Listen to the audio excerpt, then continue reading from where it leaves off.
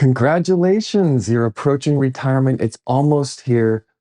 But what documents do you need? First thing I'll tell you is you're going to want copies of everything. And I mean everything. You want to get copies of every SF50 that you've received. And I know that over a 30+ year career, this is a lot of SF50s, but you're going to want to have in your possession a copy of every single one. You're going to want to get a copy of every LES that you have. It can be stored digitally, it can be stored on paper. It is a lot of paper. So digital is just fine as long as it's on your own computer and not on your government issued computer.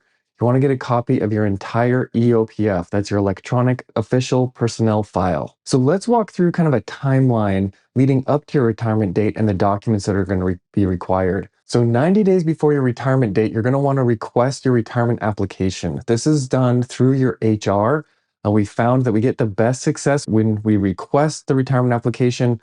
Don't just find the application online, fill it out, and then go to your HR. It can cause some issues there. But requesting it directly from your HR, in some cases, they're using the GRB system. But talk with your HR and see what the best way to start that application process is. But that's going to happen 90 days before your retirement date. Next thing is to fill it out the best you can, and then have somebody who's familiar with this application review it. We've reviewed hundreds of these applications, and I'll tell you, it's pretty rare that we see a perfect application on the first try. There tends to be a lot of questions, a lot of mistakes. It's really good to have another set of eyes on this document. Now, about 75 days before retirement, you're going to actually submit the application. Once everything looks good, once it's been reviewed, then you can actually submit it. Your HR will then give you a certified summary of federal service. This is the SF 3107-1. It is potentially in your retirement application packet. Do not complete it. Don't fill it out there. That is for your HR to complete. This is the official document showing your creditable years of service. This is the only document that OPM uses in calculating your years of certified service. Any estimate that you received is just that, an estimate.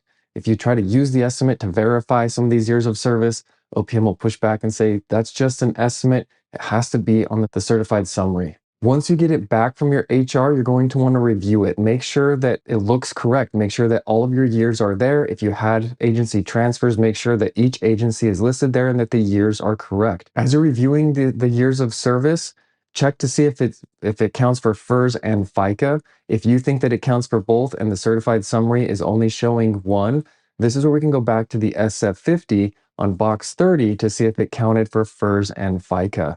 If it only counts for FICA, then it doesn't count towards your creditable years of service and does not go towards your pension. So this is one thing to take a close look at.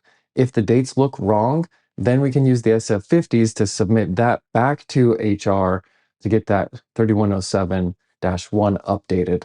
Now, once it's completed and it looks accurate, then you can sign it. Your HR specialist will also sign it. You want to get a copy of the completed document with your signature and the HR specialist signature on there.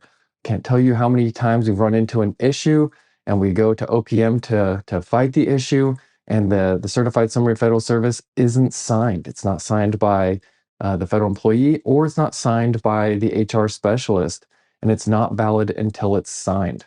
So again, getting a copy of the finished document is going to be really beneficial to you if an issue arises. So kind of along those same lines, you're going to want to get copies of everything that was sent to OPM from your HR. This would include the retirement application, completed and signed. This would include the certified summary of federal service, completed and signed. It would also include your W-4, the continuation of life insurance form, any one of those that was signed. If you're over age 65, there's also a certificate of health insurance form. Everything that was sent. We want to know exactly what was sent. If they're missing any documents, sometimes HR doesn't send all the documents, even though you completed them, but we want to have a copy of all of those things. So by now, you're probably tired of me saying this, but you need copies of everything. I'll just finish off with a story. A few years ago, we had a client who was approaching retirement, submitted the application, sent all the documents in to OPM, and was ready to retire. We'll call it by the end of the month. This client was confident in her application, took some time off, and was actually in Europe at the time that her application was being processed. She got a letter back from OPM saying, hey, look, you actually don't have 30 years of service. You only have 28. which makes you ineligible for full unreduced pension. Your options are you can take a reduced pension or you can come back to work on Monday. So she called us up and she said, hey, what are we going to do? I'm in Europe. I'm not coming back to work on Monday. And you know my service, we looked at it before. I definitely have over 30 years of service. He said, you know what? You are correct. We have your documents. Great news is this client of ours was really good at keeping her own records and gathering up all those documents like we talked about. So she had her SF50s from all of her years of service at all the different agencies that she worked at. So we reviewed that certified summary of federal service, and sure enough, one of the agencies that she was working for didn't report her years of service on the summary. And so we were able to find those missing years. There's about 4 years that were missing, submit that with the certified summary of federal service to her HR. They updated the certified summary of federal service, and now she was eligible for a full unreduced immediate pension. So we see this all the time. Having the documents in your own possession makes it so much easier to fight an issue with OPM than if you don't have the documents at all. It's also easier to get those documents while you're still employed rather than trying to round things up after. So I hope this was helpful to you. If you'd like help in reviewing your own situation, click the link to our website to schedule a consultation with one of our federal employee benefits specialists. Until next time, happy planning.